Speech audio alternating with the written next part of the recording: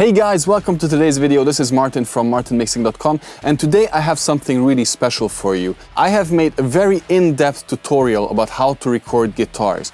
I have multiple microphones for you. We'll talk about different gain settings, about different EQ settings, but all of this stuff, hopefully providing you with a really in-depth understanding about how to record guitars and how to get the best sound possible, even if you have limited equipment. Let's do it.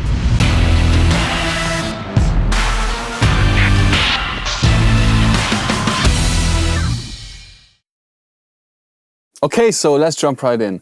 When we are talking about recording guitars, of course, we have to consider what kind of environment we are recording in, meaning musically. So are we recording a pop song, a rock song, metal, jazz, whatever it is? For me, it is very important to use the appropriate kind of guitars for the appropriate cause. That's not to say that using something unconventional like a Stratocaster for metal cannot yield cool results. But, if you want to stay within the conventional range of things, it makes sense to use a higher output pickup guitar like a Jackson or a Les Paul or something like that for metal or rock, and stick to something more mellow for the lighter genres. For today's demos, I'll be using my lovely Marshall GCM 900 that you see in the background, and I have my highly beloved Les Paul here from 2005. I really love this guitar, and I'll be showing you a lot of things with these combinations, and you'll be surprised how many different sounds you can get out of only one guitar and one amp. However, before we jump into Logic and actual recording stuff, I want to share a few more tips and tricks regarding recording guitars.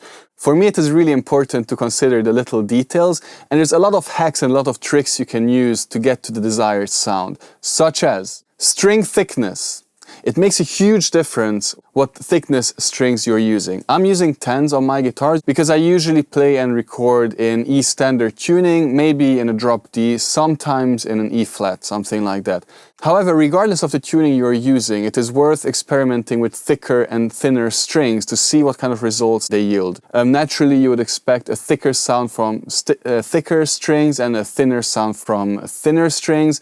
Both can be very interesting. I know that Billie Joe Armstrong, for instance, uses 9s on his Les Pauls, getting that kind of punky sound. And of course, I know that Bring Me the Horizon, they went to the opposite end. The guitarist of Bring Me the Horizon actually uses a thin bass guitar string as his low E because he couldn't get a thick enough guitar string to have that kind of sound that he wants. So there's a lot that can be done here only with choosing the right or the appropriate kind of string size. Pick thickness. Pick thickness is actually another thing. I use these yellow Dunlop Tortex picks. I really like them. They're just flexible enough so I can do a lot of strumming, but they have enough strength so I can do some solo and lead work as well. However, especially with acoustic guitars, but also with electric guitars, I've noticed that using thinner picks will indeed have a different sound, and the same with thicker strings. So again, this is something worth experimenting with. I know a lot of friends, they use really thick 1mm or even thicker picks, and that has one kind of sound, but I have another friend who uses even thinner picks than I'm using, and it gives a different kind of sound. Guitar tuning. This is another really big one in my opinion. You cannot get a really heavy sound in an E standard tuning. That's just not going to happen. If you want a heavy metal sound, it is worth dropping to at least drop D, or if you're in a standard tuning, then E flat D. A lower tuning usually yields a darker, heavier sound. This should be quite self-explanatory why this is happening.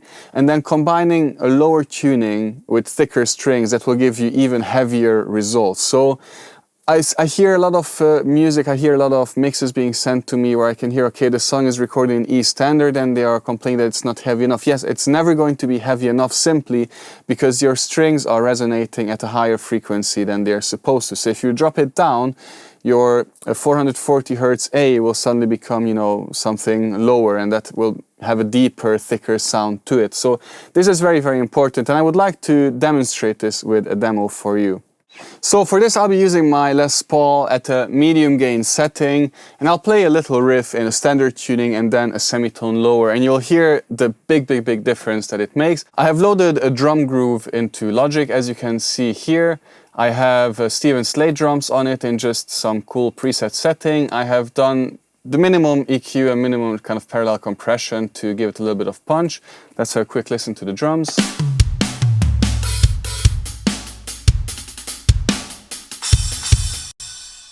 So sounds pretty good to me, and this proves my previous point that I make in other videos, that you don't need a lot of mixing if your drum samples are good or if your drum software is good. Here, as you can see, I only dropped a little bit of the 400, bit of boost at 100, bit of boost at 12K. Happy days. What else do you need?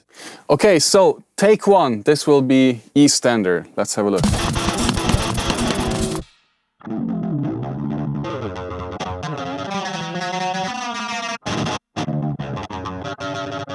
So let's have a look at the same riff, tuned one semitone lower.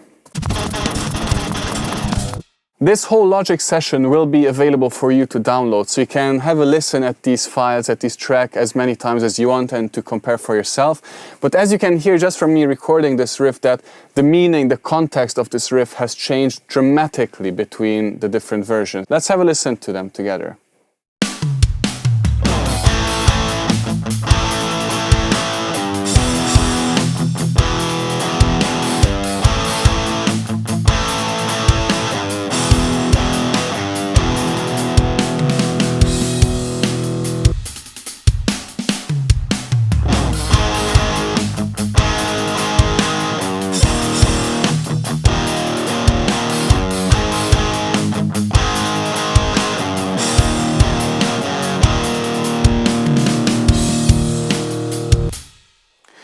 So to me, the lower tuned version sounds a lot creamier, a lot more pleasant, a lot more, I would say, even appropriate for what this is, to be honest. So I think the rest of this tutorial I'll be making with this tuned down.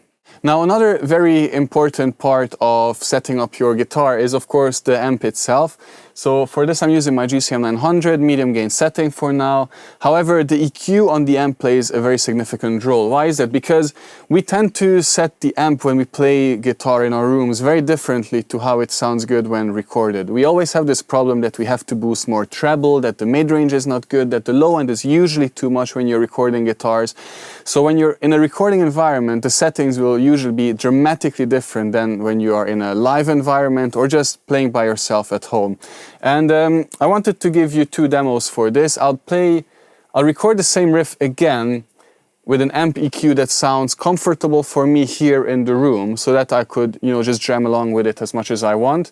And then we'll have a listen, and we have to see how much we actually have to compensate for that and how much, leeway we actually have with just the EQs on the amp. And I think the results will be quite surprising. So let's have a look at this. Okay, I have found a setting that I'm quite happy with for now. Now let's record this same riff and see how that sounds when we actually record it.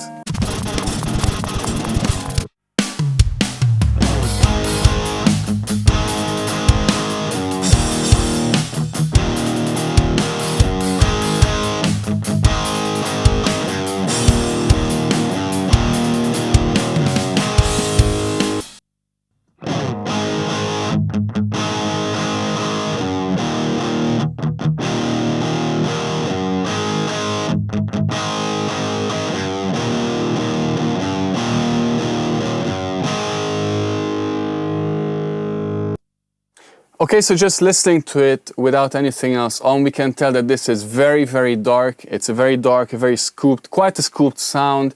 The lows are a bit too much. Let's have a quick look with an analyzer.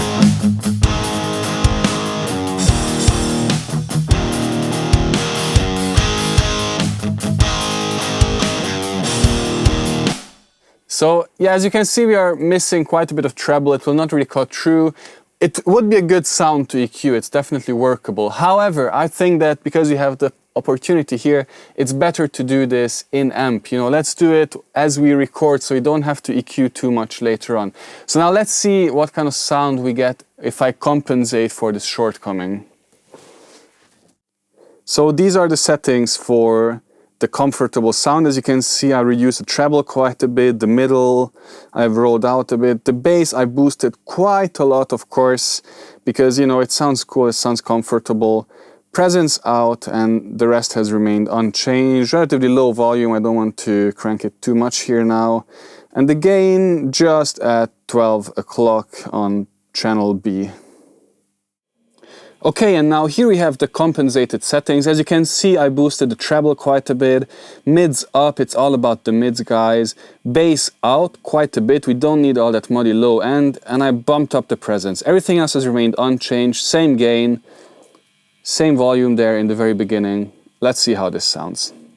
Okay, so let's have a look at the compensated sound now.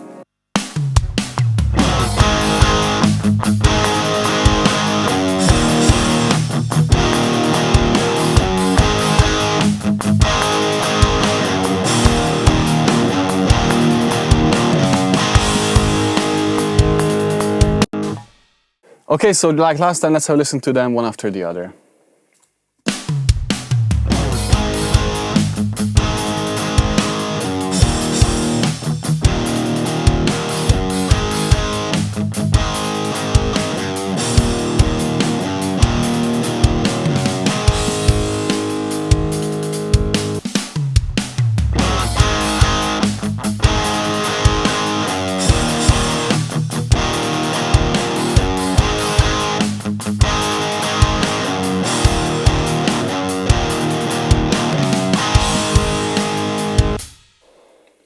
Okay, so there's quite a difference. This guitar jumps out much better. It is clear. It basically doesn't need EQing as far as I'm considered.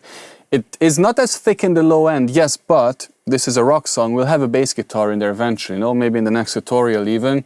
So of course there will be another octave or two be covered by another instrument. So it's even actually better if the guitars cover more of the mid-range and just the tight lows. We don't need all that extra muddy low end. So this to me sounds pretty perfect.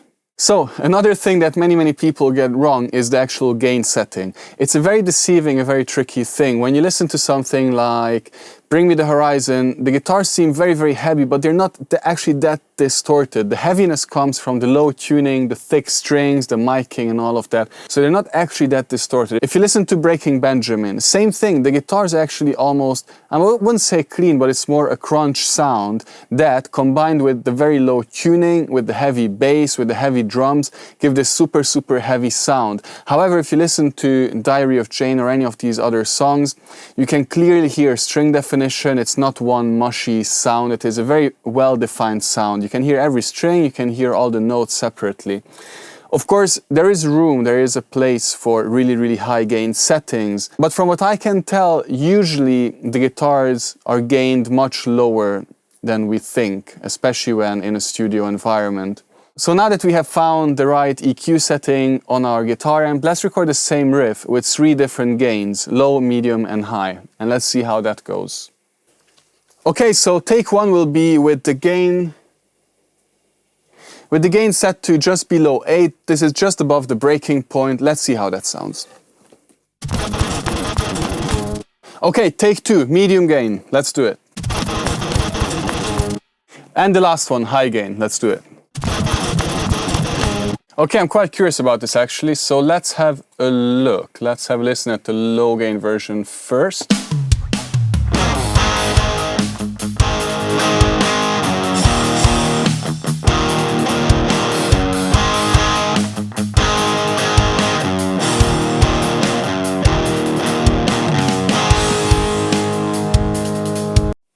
Okay, now I don't think this is a bad sound. I mean, I'm not a very good guitarist. It's not tight, it's not good at all, you know, all of this. This is a big disclaimer. This is not going to be great performances, okay? But this is not a bad sound. I quite like it. I can hear all the strings, I can hear the notes clearly. It sounds pretty good. Let's see what happens with mid-gain.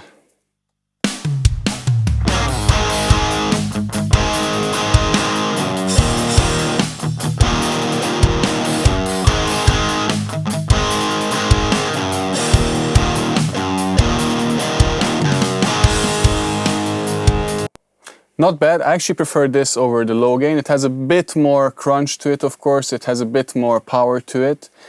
Let's see the high gain.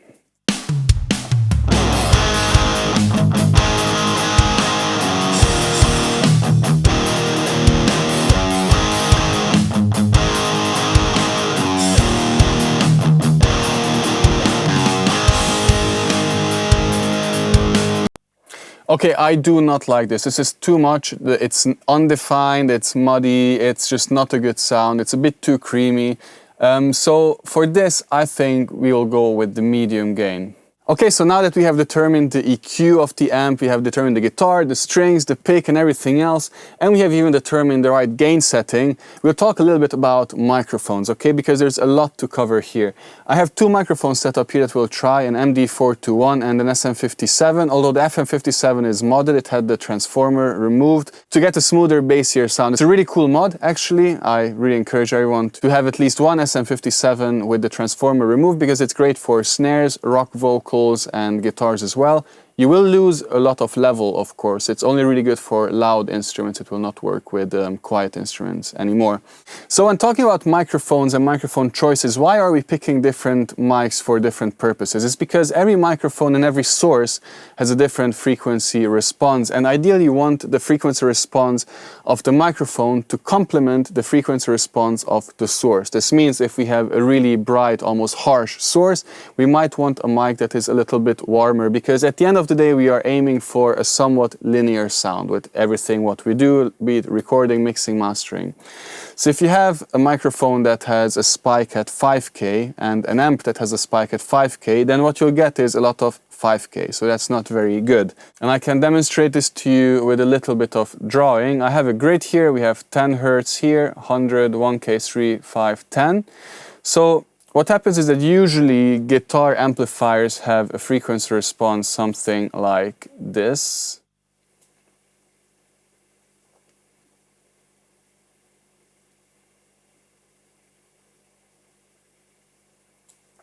So let's just say this is the case. So when we record something like this, we don't want to use a microphone that has a similar frequency curve, okay? We definitely don't want a microphone that boosts 100 Hertz, has little 1 and 3K, and then boosts 5K again. This is not the most amazing drawing, but it should drive the point home that if we combine this, then what we end up with is probably something like this. We'll get a boost here, this will remain down there, and we'll get another boost there. So we'll get a really scooped, unnatural sound, so we don't want that. So for this reason, it is worth studying your microphones. It's worth studying what kind of equipment you have, what kind of frequency response your speakers have, what kind of guitar you're using. It's the same thing if you have a guitar like a Strat that has a lot of 3-5K and you run it into an amp that has a lot of 3-5K and then a microphone with a lot of 3-5K, then what you end up with is a lot of 3 to 5K, exactly, and we don't want that. We want a neutral sound that has ideally everything from 80 Hertz to somewhat like 8 kilohertz in it, somewhat evenly, okay? That's the goal. And if we look at this recording that we have here, we are not that far from it.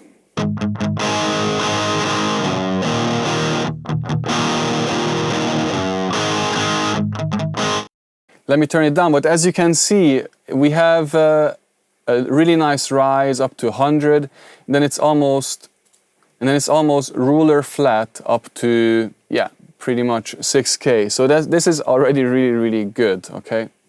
So let's see what happens if we use a different microphone that is positioned at the same spot, just on the other side of the cone. Same distance, same everything. Let's see how that sounds. Okay, so I have my amp set up, I have the two mics set up. Let's see what kind of different sounds we get from this now. Okay, cool, so let's have a look at these separately. I'm quite curious about this.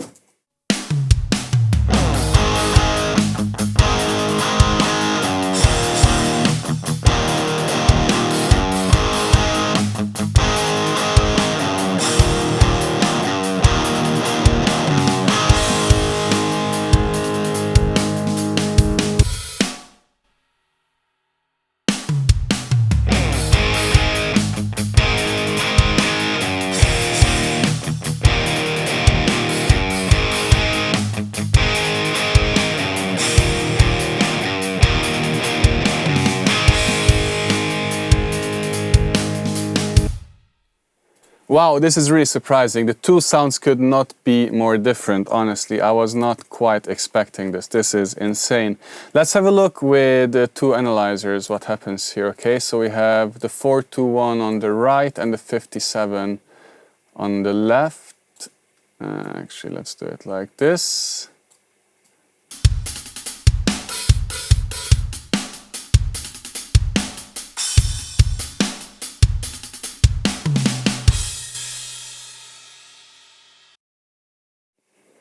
Okay, so just by looking at it, we can see that the 57 is a lot more linear. Okay, there is no noticeable dips and boosts. However, with the MD421, and if we check the frequency response curve of it in the manual, we can indeed see that yes, it does have a more scooped mid-range. Somewhere around 1K is the center, so it's quite a wide scoop, a smiley curve, with a boost right around 2.5, 3K. So that's why we get this different sound, and it's quite crazy how different these two are actually. Very different sound, crazy. I have to say that I wasn't expecting this. Even though I know these two microphones quite well, I wasn't expecting such a huge difference. And I wasn't actually expecting to be let down by the 421 this much. Many people will now say, okay, but what if we combine the two? I'm not a fan of doing that unless we aim for something more unique. But I'm not a fan of combining mics on amps because it will cause phase issues. It's just no way to set this two mics exactly at the right distance, exactly at the right place with the same lead and everything else. It will cause phase issues. So I'd much rather have one good microphone that captures everything really nicely than have multiple microphones and kind of trying to assemble one sound, one good sound in the end. I don't think that ever works well, but you know, I have been proven wrong a million times and I have heard really good sounds.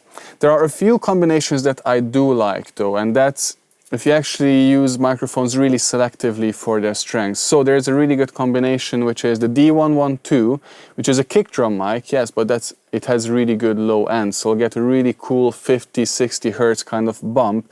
So you can use the low end of that. We can then use the mid-range of a 57 from 100 to 3K, and then the treble of a C414 or other kind of pencil condenser or large diaphragm condenser microphone. So I'm not saying that these combinations aren't possible, but sometimes I think that the risk is not worth the reward, okay? So I think it can cause more damage than good.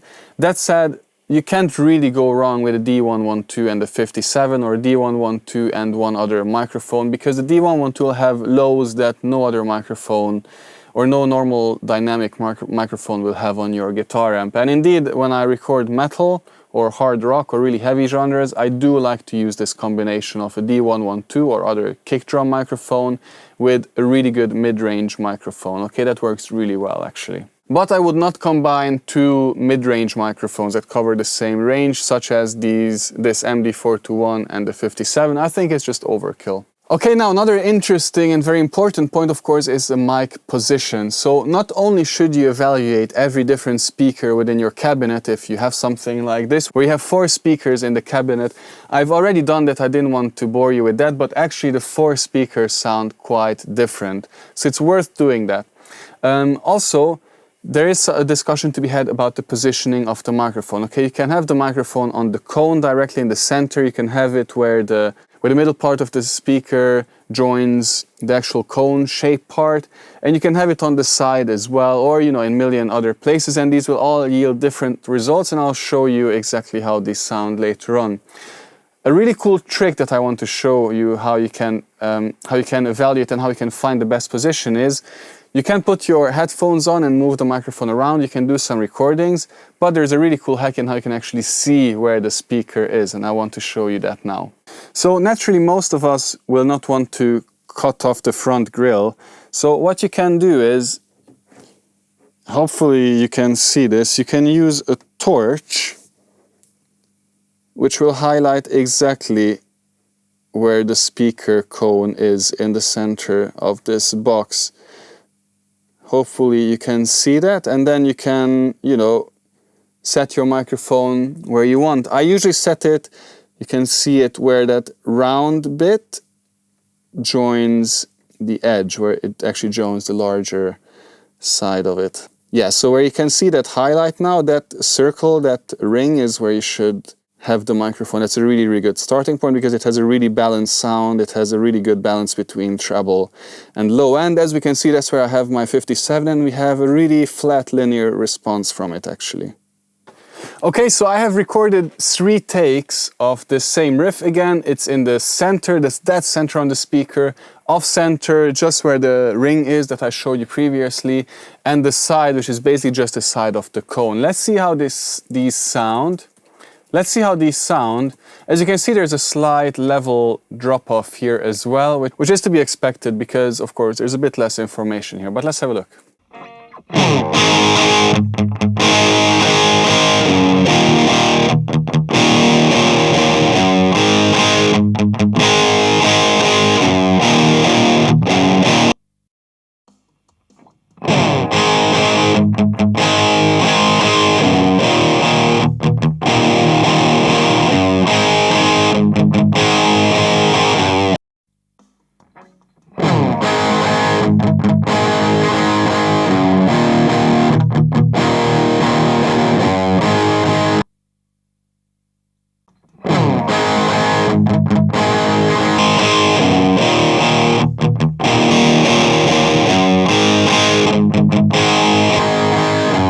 As you can hear, the difference is insane. I can't believe how many different sounds we can get out of one amp, one setting, one guitar and one microphone. This is quite mind-blowing. So to me, the center just sounds basically unusable. It is far too harsh in the upper mid-range. The body is basically lost. The off-center to me sounds the most pleasant. It's the most usable sound. It has a very even distribution of frequencies to my ear, whereas the side is just way too muddy. I mean, this is not something I think we can even recover.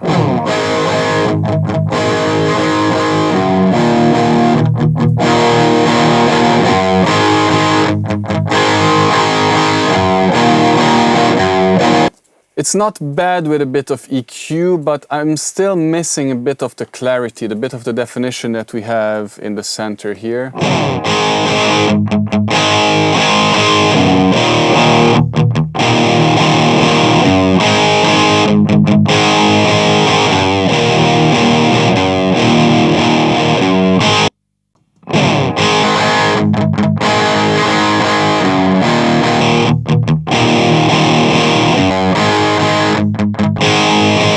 No, this is just crazy. So when I was listening one after the other, I thought, okay, they are quite similar, but when you listen like this, quickly switching between them, the difference is quite mind-blowing. However, as with most guitar recordings, there is a very dominant resonant frequency. This is just the case every time, and I think that's something we can reduce a little bit.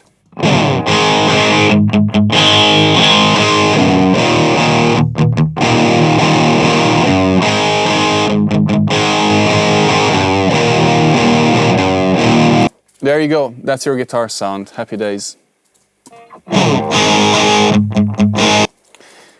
I mean, this one I don't even want to bother with, to be honest. I can try to boost the body, but it just becomes muddy.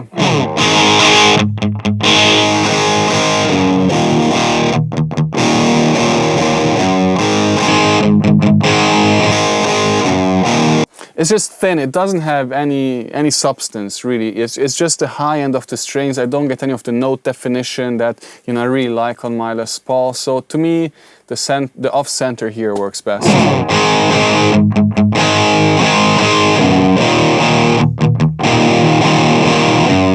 Happy days. Okay, so I did tell you that the possibilities are endless. So now I have explored yet another option to record guitars. Which is the on-axis, off-axis kind of way. As you can see, I have two takes, one with the microphone directly pointed and one with just angled a little bit, as you can see in the images as well.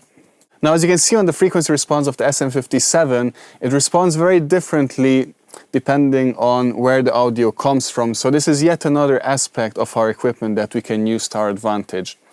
But long story short, let's have a listen to it. Let's have a listen to the guitar on versus off axis. Here we go.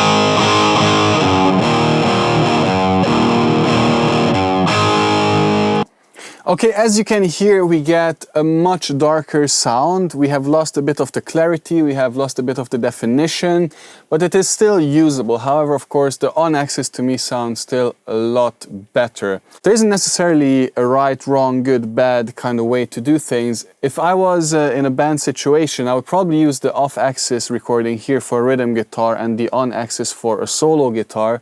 Or if I want to be even more aggressive, I would use the on-axis for the rhythm guitar and an on-axis with a different EQ, maybe even a different mic for a lead guitar, so it cuts through even more. So there's a lot of opportunity here to shape sounds, as you can see. And with all this in mind, what would I choose now to record something for this little song? So for the rhythm guitar, I think I would use the off-center, off-axis kind of sound, maybe angled inwards a little bit more, just for a little bit more clarity. And then I would use the off-center, on-axis for a solo guitar. And let's see how that sounds when we combine all of that together. Okay, so finally I have recorded 2 takes, left and right. Always double track your rhythm guitars for the rhythms. And I have recorded a really bad solo. Again, I apologize, I'm not the best guitarist. I haven't played guitars in a very long time, but let's see how that sounds.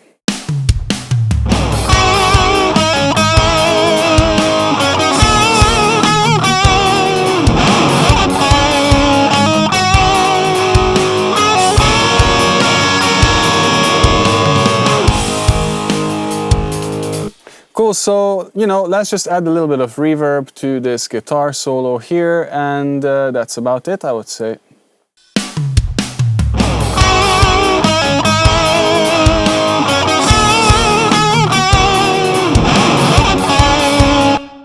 Still sounds horrible. It doesn't matter how much reverb I put on that. It's a shitty solo played by a not very good guitarist. However, I think it does make the point that you can do a lot with just your one amplifier. There's a lot of opportunity, and we haven't even explored clean settings and all that other stuff.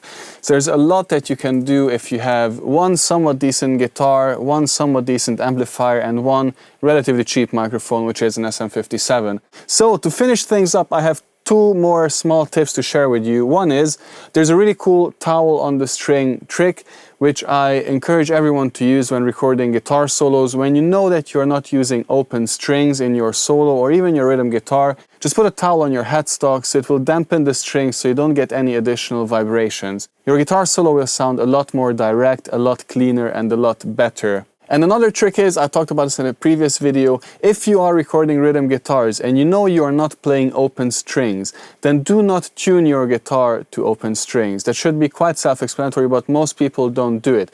I always tune my guitars when I'm in a serious recording environment to the lowest fretted note, because guitars are in their nature not perfect. The tuning on them cannot be perfect. There's a few manufacturers that make curved frets and all of that to keep the guitar in tune all the way from the top to the bottom, but your standard normal guitar is not perfectly in tune everywhere. So using this little trick by tuning to the lowest fretted note will give you a little bit more in tune sound, will be just a little bit better. I really encourage you to try it. So I'm sure there would be a lot more to talk about, but I will stop this tutorial here.